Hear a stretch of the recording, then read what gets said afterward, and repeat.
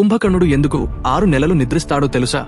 రావణుడు, కుంభకర్ణుడు, విభీషణుడు ముగ్గురు అన్నదమ్ములు. వారి తండ్రి విశ్రవుడు వారిని బ్రహ్మకి తపస్సు చేయమని పంపిస్తాడు. ముగ్గురు తీవ్రంగా తపస్సు చేస్తారు.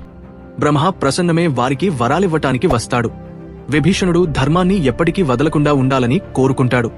రావణుడు మాత్రం వానరులు మానవులు తప్ప ఎవ్వరూ నన్ను చంపలేరు అని అడుగుతాడు.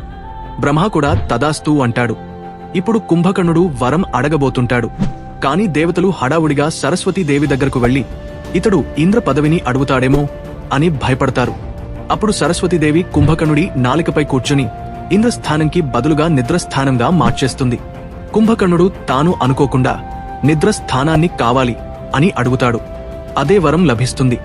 అప్పటి నుండి 6 నెలల పాటు నిద్రలోకి వెళ్లే శాపం అతనికి లభిస్తుంది. వీడియోని లైక్, షేర్ చేయండి మరియు ఇలాంటి ఇంట్రెస్టింగ్ వీడియోస్ కోసం సబ్స్క్రైబ్ చేయండి.